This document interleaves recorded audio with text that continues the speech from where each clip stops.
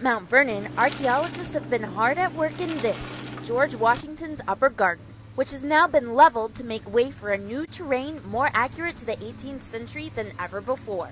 We began the excavation in 2005 because the garden used to be dominated by great big boxwoods, and they were sort of everywhere, and they were the really defining feature of the garden.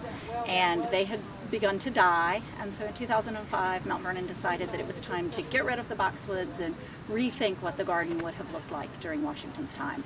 And that, of course, is where a huge archaeological project comes into play. Right here is where the pathway was in the 1790s, sort of where Jean is right now. We've uncovered the original pathway, which is actually a lot wider than the pathway that we have today.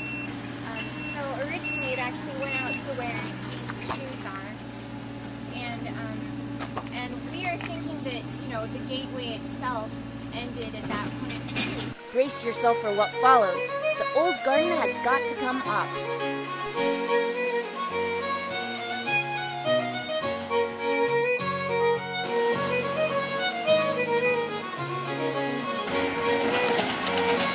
Plants haven't been replanted, but Mount Vernon's director of horticulture definitely knows what the new garden will look like.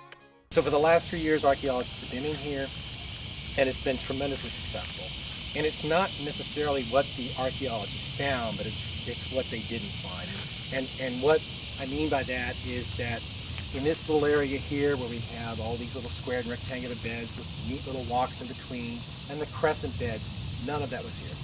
All those paths didn't exist, and that was obvious, because a path in the 18th century, when they laid it out, it was pretty significant. So it was just all cultivated beds. From that, we went back and did more research, and we really feel confident now that rather than having all these little intricate beds, when they talk about seeing squared beds, well-edged in boxes, they were huge.